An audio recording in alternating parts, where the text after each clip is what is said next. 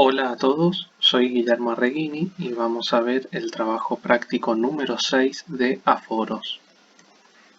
En primer lugar nos vamos a ubicar dentro de la materia de Hidrología 1.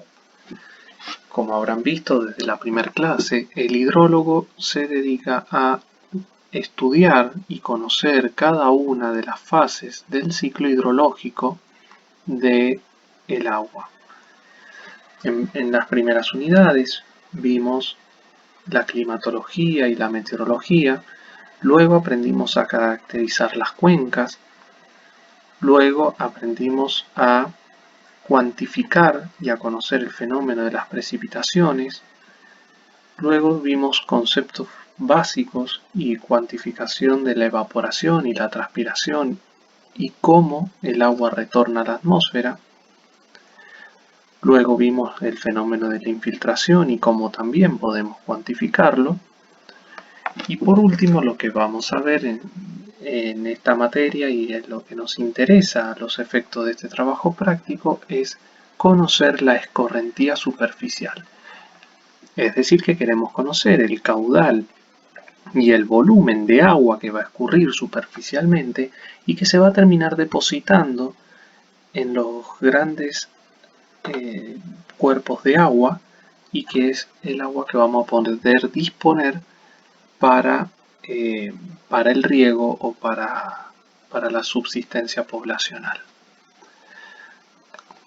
Entonces, la unidad en la que nos encontramos en estos momentos es la unidad número 9 de los sistemas fluviales y que consiste en dos grandes partes. La primera nos dice cómo podemos obtener el dato de los caudales y de los volúmenes, y la segunda nos dice qué hacemos con esos datos de caudales y de volúmenes, es decir, cómo usamos la estadística para poder caracterizar a la escorrentía superficial. Esto es lo que han visto en las clases de teoría y ahora vamos a hacer el trabajo práctico número 6 que trata sobre los aforos. Entonces, empezamos con la primera parte, que es aforos en cursos de agua. El objetivo que tenemos es conocer el caudal que escurre por un cauce determinado en un punto definido. Por ejemplo, queremos conocer el caudal del río Mendoza en la estación de Aforo Guido. Esto es muy importante tener en cuenta que los caudales no solamente pertenecen a un cauce de agua, sino que pertenecen a un punto específico de un cauce de agua. Esto significa que no es lo mismo medir el caudal del río Mendoza en, por ejemplo, Uspallata, que medir el caudal del río Mendoza en la estación de Aforo Guido que se encuentra en Potrerillos. Entonces, es importante reconocer que todo caudal va asociado a un curso de agua y a un punto específico de ese curso de agua. Y ahora vamos a ver el concepto de aforar. Aforar es básicamente determinar el caudal, es decir, el volumen de agua que escurre por una sección transversal en una unidad de tiempo. Es importante destacar que y tener en claro el concepto de medición y cálculo. Medir significa comparar con un patrón.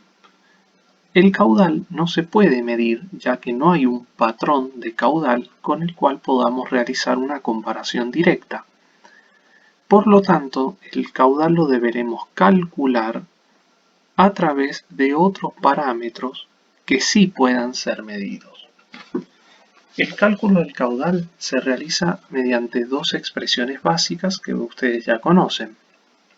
La primera es por la definición, que el caudal es un volumen en un cierto tiempo. El volumen sí se puede medir, ya que se puede comparar con patrones, y el tiempo sí se puede medir mediante cronómetros. La otra ecuación que se puede utilizar es la que ya vieron en hidráulica general, que es la ecuación de la continuidad, en donde el caudal es la velocidad por la sección transversal. La velocidad no se puede medir directamente, no se puede comparar con un patrón de velocidad, por lo tanto se debe recurrir a una función del número de vueltas por tiempo o revoluciones por minuto, como se habrán visto en otras materias. El número de vueltas sí se puede medir y el tiempo sí se puede medir. Luego tenemos la sección transversal, que tampoco se puede medir directamente, sino que se calcula a través de dos parámetros que sí se miden, que son el ancho y la altura. El primero de los métodos, aplicando la definición, es el método volumétrico de medición, y el segundo es aforos directos, que en general se utilizan los aforos con molinete. Estos dos métodos son los que vamos a ver a continuación y tenemos un ejercicio de cada uno de ellos. Vamos al primero, que es el método volumétrico, en donde simplemente se utiliza un recipiente de volumen conocido y se mide el tiempo que tarda en llenarse, como ya vimos aplicando la definición de caudal. Entonces, el recipiente lo llenamos de agua y medimos con un cronómetro el tiempo en el que se llena. Es un método muy exacto, sobre todo frente a los métodos de aforos directos, y la exactitud va en medir varias veces el tiempo empleado para llenar el recipiente y luego calcular un promedio. La aplicación práctica es bastante limitada, solo sirve para caudales pequeños, como por ejemplo, en esta foto vemos un pozo de agua que mediante una bomba se extrae agua del acuífero, que sale por este caño y en la salida del caño se coloca un recipiente y se mide el tiempo que tarda en llenarse. Otra aplicación que puede llegar a servir es para un pequeño arroyo de agua, y siempre que lo permita la geografía, en este caso se ve que hay un bajo muy importante que permite colocar el recipiente, entonces encauzamos el agua hasta que podemos entubarla y poder hacer nuestro aforo. Como verán, la aplicación práctica de este método es bastante limitada en campo, pero es para tener en cuenta para poderlo hacer cuando se pueda. Y la aplicación práctica que vamos a ver nosotros y que nos interesa en particular es los modelos de laboratorio, en donde se trata de llevar la realidad de una estructura hidráulica real, se reduce a escala para ver su comportamiento en el laboratorio. Y justamente este es el ejercicio que nos propone la guía, en donde nos pide calcular el caudal en un modelo de vertedero como el que acabamos de ver en el video. Nos dice que se utilizó un recipiente de 200 litros y se midió en 4 ocasiones el tiempo que tardó en llenarse. También nos da el dato que el caudal real del vertedero real tiene este factor de escala con respecto al caudal que nosotros iremos a medir en el modelo. Es decir, que por cada litro segundo que nosotros medimos en el vertedero de laboratorio, en el vertedero de la realidad se van a estar midiendo casi 18.000 litros por segundo. Vamos a resolver el ejercicio. Lo primero que hacemos es calcular un tiempo promedio con los tiempos que se han medido. Luego calculamos el caudal que se va a estar erogando en el vertedero del modelo o de laboratorio, simplemente dividiendo el volumen del recipiente conocido por el tiempo promedio.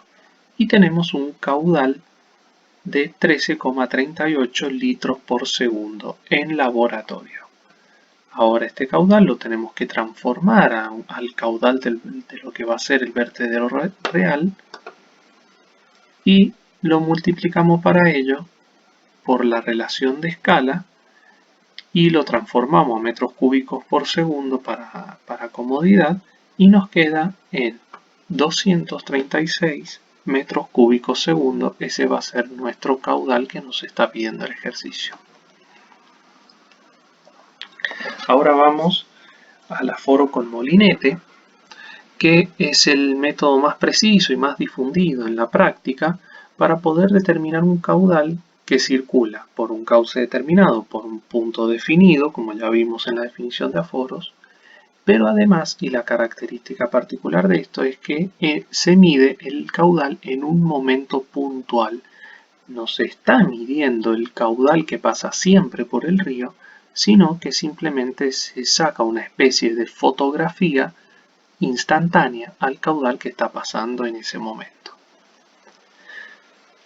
En este caso, se basa en el cálculo del caudal a través de la ecuación de la continuidad, que vimos que el caudal se calcula como el producto de la velocidad por la sección, la velocidad se calcula como una función del número de vueltas por tiempo y la sección transversal se calcula como el producto del ancho y la altura, todos estos parámetros medibles. Entonces lo que se realiza es elegir una sección transversal conveniente, como han visto en las clases de teoría. Cuando se elige la sección transversal se determinan verticales a intervalos iguales que definen el ancho de la sección, y en cada una de esas verticales se determina la altura de agua para así poder determinar la sección transversal. Aplicando la definición de la continuidad, el caudal va a resultar siendo, y yendo a la matemática continua, va a ser el volumen contenido entre la sección transversal en ejes X e Y y en eje de espacio la velocidad que en cada infinitesimal tiene el cauce de agua. Como esto es un problema muy complejo de resolver, vamos a intentar llevarlo a la matemática discreta y poder hacer algunas simplificaciones que nos permitan calcular el caudal. Lo primero que hacemos es dividir el problema en el plano XY de sección transversal y por otro lado distinto tratar las velocidades. Como habrán visto en hidráulica general, el perfil de velocidades típicos varía entre 0 en el fondo del cauce y se tiene la velocidad superficial, que es la máxima. Lo que hacemos nosotros para simplicidad de cálculos es buscar una velocidad media que se supone constante en toda la altura de esta vertical y forma un rectángulo de la misma superficie que el perfil de velocidades original. Es decir, que estas áreas sobrantes S1 y S2 se compensan. Una vez definidas estas velocidades medias, ya se discretiza todo el problema directamente tomando un número de intervalos en esa sección transversal, tomando estas velocidades medias en cada uno de esos intervalos, y para poder llegar a la definición matemática del problema, tomamos un módulo intermedio entre la vertical y la vertical I más 1, separadas una distancia d, cada una con sus profundidades de agua y cada una con sus velocidades medias. Definido esto, la fórmula que nos da la matemática discreta es una sumatoria. Vemos cómo hemos pasado de una integral doble a una sumatoria, en donde el caudal se puede obtener por medio de la distancia de ancho, las profundidades y las velocidades medias. Ahora sí, estamos en condiciones de medir todos estos parámetros y poder calcular el caudal resultante. Ahora, la pregunta es, ¿qué tomamos como velocidad media? Acá tenemos tres tres métodos que son los más difundidos. Realizar una única medición al 60% de la altura de agua, con lo cual esta constituye directamente la velocidad media. Realizar dos mediciones al 20 y al 80% de la altura de agua y promediarlas. O realizar tres mediciones al 20, al 60 y al 80% de la altura de agua y realizar una especie de promedio ponderado en donde se ve que se le da un mayor peso a la velocidad medida al 60% de la altura. Como vemos en este esquema, lo que hacemos es con el molinete primero medir al 20% de la altura, luego medimos al 60% de la altura y luego al 80% de la altura, y ahí obtenemos nuestros tres datos para calcular la velocidad media. En general, ¿cómo elegimos estos métodos? ¿Cuál de estos métodos vamos a utilizar? Va a depender de la precisión que nuestro problema requiera. Y la gran limitación que tenemos es la altura de agua. Como vemos en la foto de abajo, que pertenece al río Diamante, en el límite entre San Carlos y San Rafael, y vemos que al operario apenas le pasa el agua apenas le pasa el pie, podemos decir que la altura de agua es 20 centímetros. Carecería de sentido pedir tres aforos al 20, al 60 y al 80% de esos 20 centímetros.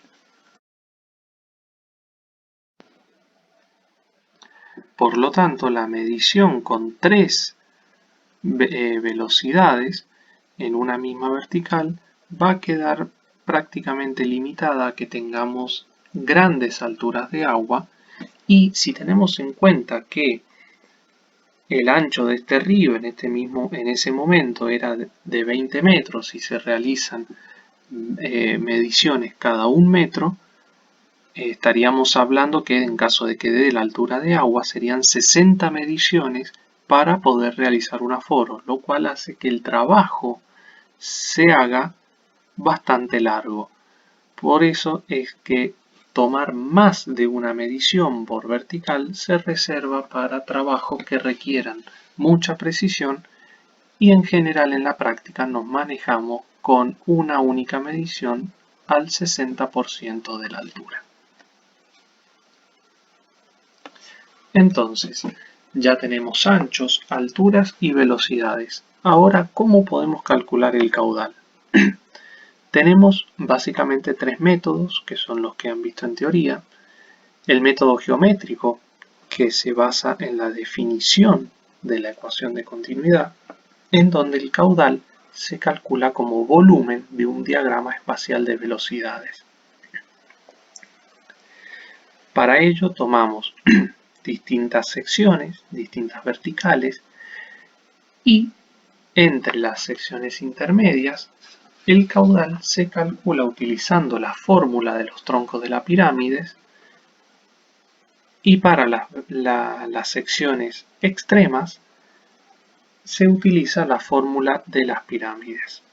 Esto fácilmente se puede llegar a tabular y a utilizar una sencilla planilla de Excel para calcular el caudal.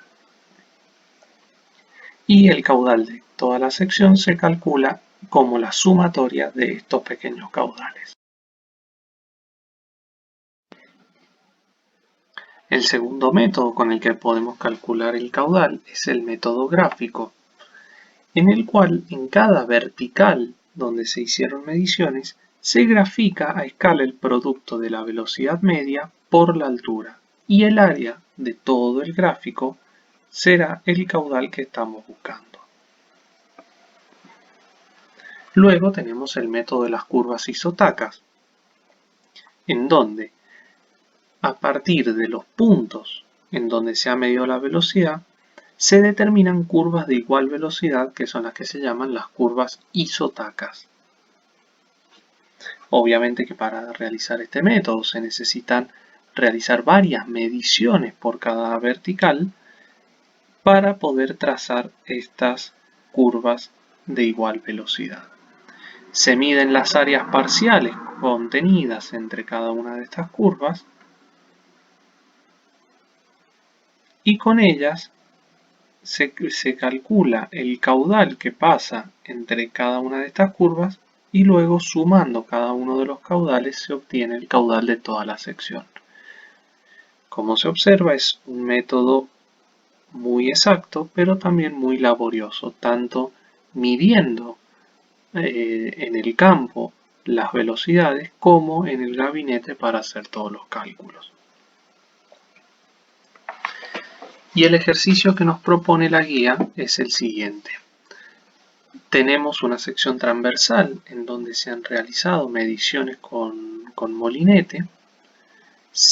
Por cada vertical, que vemos que están todas separadas cada 50 centímetros, se han realizado 3 mediciones por cada altura, al 20, al 60 y al 80% de la altura. Y se ha contado cuánto tiempo tarda el molinete en dar 60 vueltas.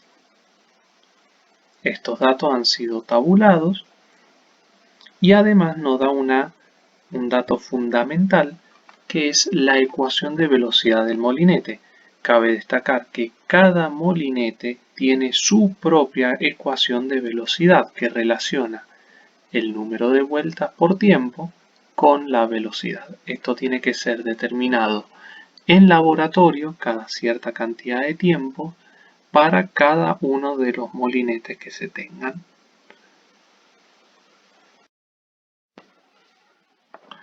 Bueno, para resolver el problema vamos a poner en limpio los datos que necesitamos y vamos a empezar calculando el número de vueltas por tiempo, en donde simplemente dividimos las 60 vueltas por el tiempo que hemos medido en cada una de las mediciones.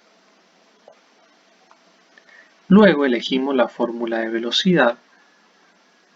De las fórmulas que nos da el problema, vemos que todos los n son superiores a 2, por lo tanto, en todos los casos vamos a usar la segunda fórmula. Y así podemos calcular la velocidad para cada medición. Luego, calculamos la velocidad media de cada vertical, simplemente haciendo el promedio ponderado de las mediciones de cada vertical. Y por último, calculamos el producto de velocidad por altura de agua. Ahora lo que hacemos va a ser graficar primero la sección transversal del cauce, en donde se grafica la distancia de ancho por la altura de cada vertical, y luego sobre cada una de las verticales graficamos hacia arriba el producto de la velocidad por la altura de agua, todo en la misma escala y teniendo cuidado con esto. Se unen todos los puntos obtenidos y se calcula o se mide el área. Por ejemplo, si esto se realiza en AutoCAD, se puede rápidamente medir el área contenida, que es ni más ni menos que el caudal que estamos buscando.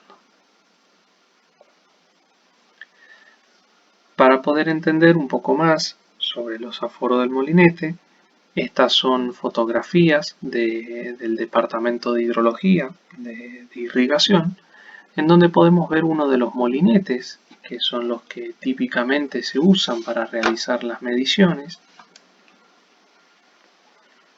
Dentro del equipamiento se ve que se tienen distintas hélices, las cuales funcionan para distintos rangos de velocidades. Luego hay otras herramientas que sirven para poderle dar más estabilidad al molinete frente a grandes velocidades. Luego se tienen distintos pies que se llaman, que sirve para terrenos con mucho barro, con mucho fango. Y bueno, y se tienen otras herramientas que son las que permiten adaptar el molinete a cada situación particular.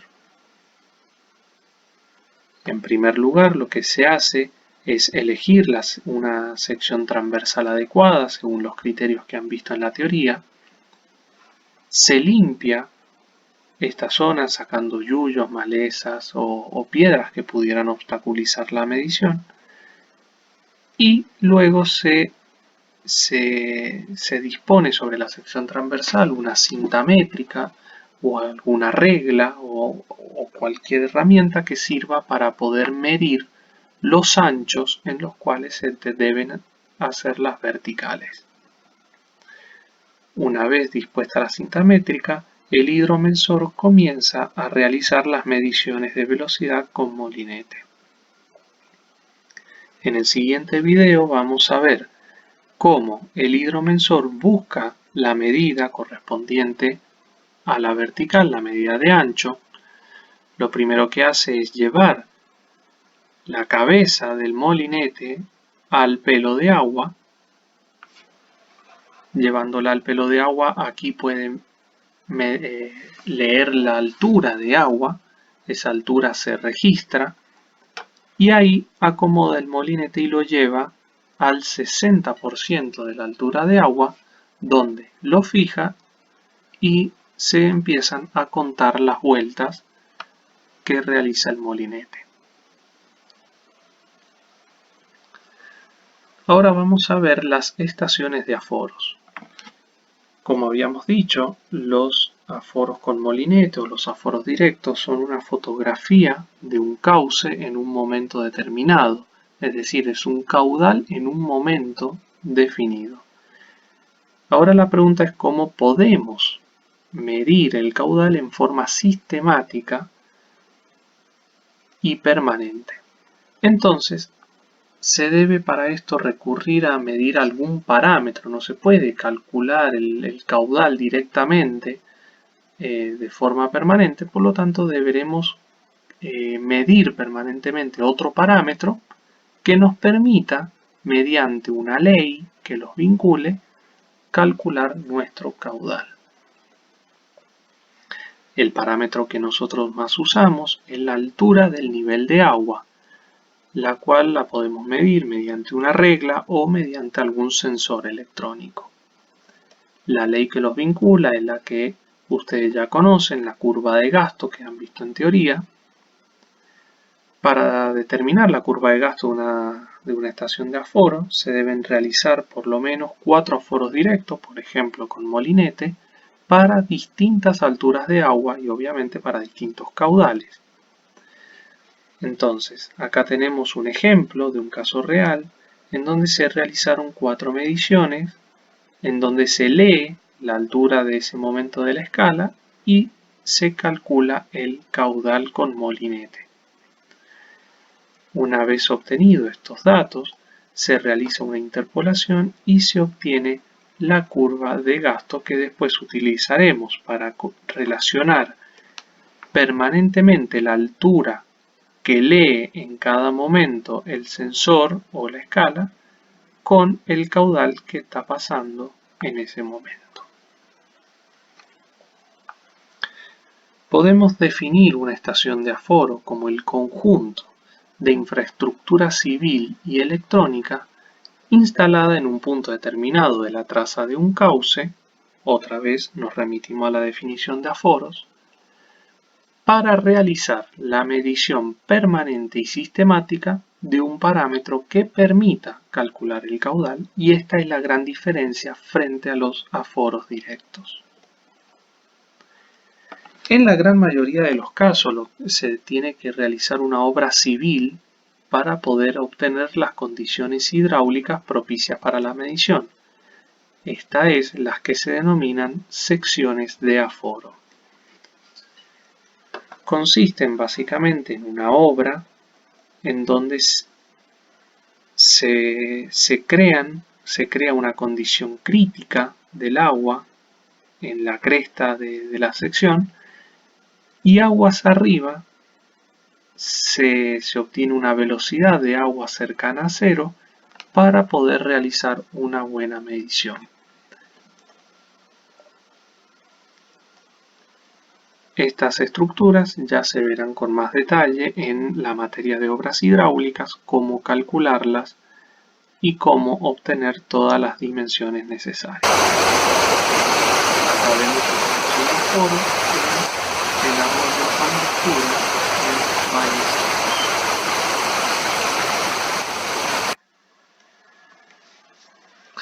En el caso de grandes ríos que tengan una pendiente suficiente, directamente se puede elegir un punto en la traza que sea una sección estable y estanca para instalar la estación de aforo sin necesidad de realizar una obra civil. Vemos, por ejemplo, nuevamente el río Diamante, que está en el límite entre los departamentos de San Rafael y San Carlos, en donde se observa que en la margen izquierda hay un macizo rocoso que es totalmente estable y en él es donde se han instalado la estación de aforo.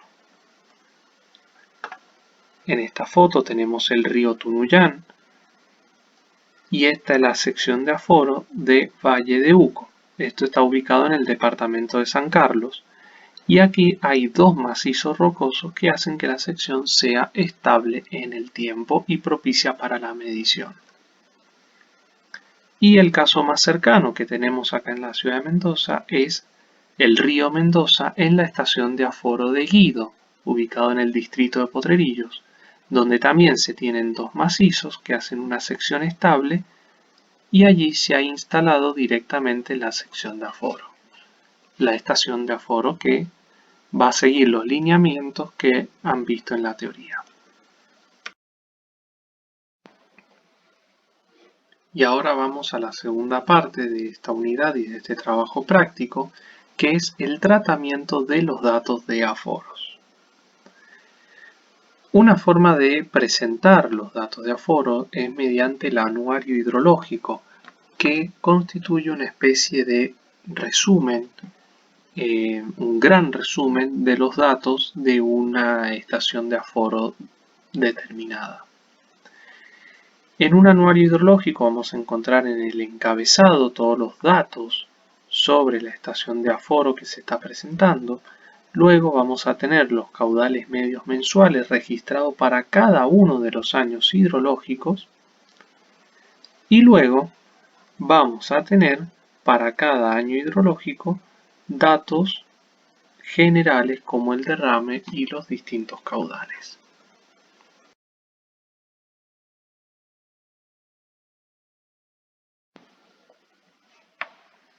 Y ahora vamos a ver la base de datos hidrológica integrada, que es este link que también se puede encontrar en el práctico modelo y está también linkeado en el aula abierta,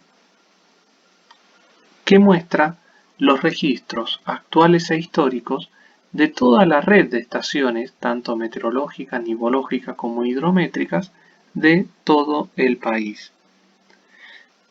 Acá encontramos en el mapa de la Argentina los puntos en donde se ubican las estaciones. Lo que tenemos que hacer es ir a buscar la estación que nos interesa, en este caso que vamos a trabajar la estación de Cacheuta, la seleccionamos y nos pide el tipo de dato que nosotros queremos tener, en este caso caudal medio mensual, y el periodo de tiempo del cual queremos pedir los datos. Y esta serie de datos se puede exportar en un Excel para así poder trabajar tranquilos y poder hacer nuestro trabajo práctico. Entonces, tenemos nuestro ejercicio número 3 que directamente nos dice de graficar el diagrama de caudales medios mensuales para un año hidrológico determinado. En este caso, descargamos la serie de datos de la estación Cacheuta para el año hidrológico 1961-1962. Con esos datos realizamos un gráfico de barras de Excel y sobre este gráfico calculamos el módulo anual que se calcula como el promedio de los caudales medios mensuales. Este módulo nos da 44,58 metros cúbicos segundo, que es un valor típico para el río Mendoza. Luego el problema nos pide determinar el tipo de régimen del río. En este caso se puede observar que el régimen es simple. ¿Qué significa? Que en todo el año hidrológico hay un solo máximo y un solo mínimo. Y una conclusión adicional es que se tiene un solo tipo de alimentación, que es nival. ¿Y por qué se realiza esta conclusión? Porque se dan los caudales máximos cuando se produce el derretimiento de la nieve y se producen los caudales mínimos cuando la nieve se está acumulando. Ahora vamos al ejercicio número 4, en donde para la misma estación nos pide que determinemos el módulo medio anual para un periodo de 5 años hidrológicos. Para ello, descargamos del SNIH la serie de caudales en esos 5 años hidrológicos. Luego calculamos el módulo anual para cada año hidrológico, como hicimos en el ejercicio anterior, y simplemente para tener el módulo medio del periodo de 5 años, realizamos un promedio de los caudales medios anuales. Y ahí obtenemos un caudal medio del periodo de 5 años. Ahora vamos a ver una curva que tiene gran utilidad para definir la hidrología de un cauce de agua, que es la curva de caudales clasificados. Esta curva resulta de graficar caudales medios diarios o mensuales ordenados de mayor a menor en función del tiempo si tenemos una serie de un año o en función del porcentaje si tenemos una serie de varios años hidrológicos. Básicamente es una curva de probabilidad en donde lo que se hace y lo que se muestra es la probabilidad de que un caudal sea igualado o superado. Entonces, acá vemos una curva de característica anual. Por eso, en el eje de las abscisas se ponen los días de 1 a 365 días del año. Se ordenan los caudales de mayor a menor. Y lo que muestra este gráfico es la posibilidad de cada caudal de ser superado o igualado en un año. Entonces, por ejemplo, si tomamos un caudal de 60 metros cúbicos segundos, este gráfico nos muestra que a lo largo de un año el caudal solamente sería superado en 12 días. En cambio, si tomamos un caudal de 20 metros cúbicos segundos, en un año vamos a tener 355 días con un caudal mayor a 20 metros cúbicos segundo. Luego, sobre esta curva se irán a determinar los caudales característicos que vamos a ver a continuación.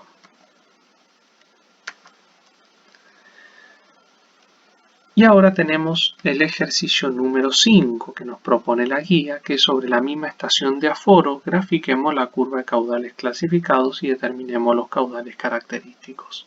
Para ello debemos descargar del SNIH la serie completa que tenga esa estación de caudales medios mensuales. En el caso de la estación de Cacheuta, se tienen en total 972 caudales medios mensuales, lo cual dispone nuestro número n, que es el número de datos que tenemos. Estos 972 caudales se ordenan de mayor a menor, como podemos ver en esta tabla, con del primero al 12º caudal, y luego a cada caudal se le asigna una probabilidad. ¿Esto cómo lo hacemos? Determinamos un delta de probabilidad dividiendo el 100% total en el número de mediciones y luego la probabilidad de que el primer caudal sea superado o igualado va a ser igual al delta sobre 2, que es 0,05%. Esto va a corresponder al primer caudal de la tabla. Para los caudales subsiguientes, vamos a agarrar el caudal obtenido anteriormente y le vamos a sumar el delta de probabilidad. Para el último caudal, podemos aplicar esta misma expresión y la podemos verificar haciendo el 100% total menos delta sobre 2. Esto es lo que hacemos para los 972 caudales registrados, en donde obtenemos para cada uno las probabilidades. Luego esto se grafica los caudales en función del porcentaje de tiempo, ya que es una serie plurianual, y sobre ella vamos a determinar los caudales característicos. En primer lugar tenemos el caudal máximo característico, que es superado solamente el 5% del tiempo. Por lo tanto, trazamos una vertical en 5% del tiempo y obtenemos el caudal de 130 metros cúbicos segundo. Luego tenemos el caudal mínimo característico, que es superado el 95% del tiempo. También trazamos una vertical por el 95%. Luego tenemos tres caudales característicos de aguas altas, medias y bajas. Estas tres zonas se limitan por los porcentajes de 25% y de 75%, lo cual definen las tres zonas: la zona de caudales altos, las zonas de caudales medios y la zona de caudales bajos. Por ejemplo, para la zona de aguas altas, el caudal característico es básicamente la media que define a esta zona. En este caso 87 metros cúbicos segundo. Se observa que este rectángulo va a tener la misma superficie que el área contenida bajo la curva original. Este mismo trabajo se realiza para las aguas medias y luego para las aguas bajas. Y ahí tenemos nuestro gráfico de caudales clasificados con todos los caudales característicos.